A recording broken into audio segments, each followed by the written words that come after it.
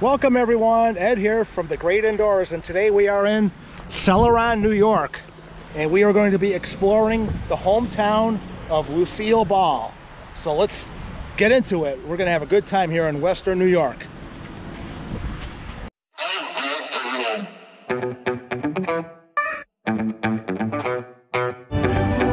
Another good hit with the buffalo. Good job. She's on a roll more than me, man. She gets the strike. All right. Oh boy. Oh, that looks good.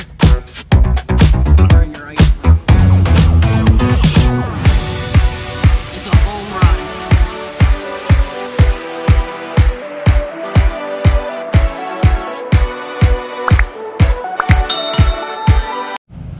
Okay, we made it to Lucy's hometown house here in Celoron. And what do you think, Michelle? This is pretty cool. I used to watch them all the time back in the like 80s and everything, but they were reruns, but they were brand new to me. But it says, welcome to Lucille Ball's home. Yeah, I don't think it's open, but why don't you go try the handle and see what happens, Michelle? I don't think so. No, you don't want to? No, I'm sorry. There's a sign over there saying this property is under video surveillance, so... But that's cool. This is where she grew up here in Celoron. Born and, you know, I thought it was always Jamestown. But... And there's her, they have a little, well, I think someone may live here, I don't know. There is a video surveillance all over the place. But I'm gonna match up. I have I found a photo when her and Desi Arnaz came here back in 1956 to premiere a movie that they were just coming out in. And I'm gonna put that picture in with this because this is the kind of the angle that they were walking down here. And to think that that was 65 years ago, oh my God, I'm not even 65 years old. But this is history right here in Celoron, New York, the home of Lucille Ball. Isn't this cool? This is legendary. This is a legendary house, you know? Yeah. This is where all the funny and comedy acts came up with, you know? Well, I don't know about that, but, you know, the foundation of, I mean, everyone's got to start somewhere. That's right. I mean, you got this quiet little town here of Celoron, and to think that someone with the importance to entertainment like Lucille Ball came from this city over here. Hey, check this out. The garage is in the shape of one of her dresses. Oh yeah, that's pretty cool.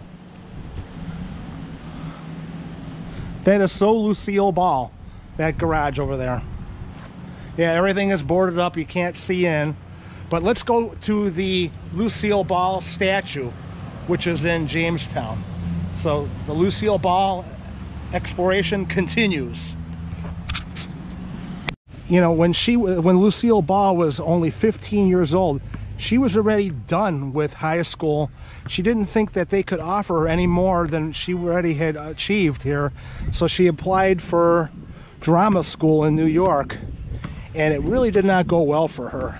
It's amazing what perseverance can do for a person, because she couldn't even get a job back then working in a chorus line, doing dancing and singing and stuff like that. She was even having trouble getting a job doing that. It wasn't until the late 40s that she started to actually put her career together, but she had to start out by being a cigarette salesman girl, whatever, where they would walk around and go, cigars, cigarettes. So this is the newer version. This one was put in here in 2016, the Lucille Ball by Carolyn D. Palmer. Oh, okay. Yeah. This is much more, I know that there was a Lucy statue here that was like the scary Lucy statue. Now this, I don't know if you would call that a scary Lucy statue. I think they removed the scary Lucy statue. No. This is actually really nice. You know? That's how we all remember her from I Love Lucy. Yeah, and there's the polka dots you were talking about from the garage and everything. See? That is so cool. What do you think, Michelle? This is a beautiful park over here in Celoron. It's got the Lake Chautauqua in the background over there. It is so beautiful. Makes you want to buy a boat. Yeah. Well, there you go. If you guys ever want to buy us a boat, there you go. Feel free, all right? Check out that memorial to the Celoron heroes. Okay. Celoron Veterans Memorial. Just like you would figure, most of the people that are memorialized were from World War II. And what an awesome tribute to those brave souls. And then the recent one was Iraq. Yeah. This kind of like segues into the next part of this video. We're going to be going to her grave site. Oh, cool. Yeah. So actually she was buried in California, wasn't she? And then her daughter and son moved her to her hometown in Jamestown, New York, because that's where she was famous for, too. So anyway, don't click off the video yet, because we have one more place to go check out. Thank you for your service. I just got done talking with a woman, Joanne, and she kind of gave us a Lucille Ball history lesson. It turns out that the house on Celoron was the house that Lucille Ball lived in from the age of 3 until she moved on with her schooling in New York. But as a baby, she lived on Stewart with her mom until her mom 3 until she gave her up. Yeah, so we're gonna go to the house in Jamestown that Lucille Ball lived in until she was 3 years old. Okay, I did some research and we're on Stewart in Jamestown, New York, and this is the house that Lucille Ball lived in with her mom until she was 3 years old. And there's not much detail given about what happened with her and her mom, because that was always a sore subject with Lucille Ball. But I guess at one point she gave up Lucy, and she ended up living with Lucille Ball ended up living with her grandmother over there at the other house on Celoron until she eventually moved to New York at the age of 15. So that gives you a little insight into the tough childhood and the upbringing of Lucille Ball.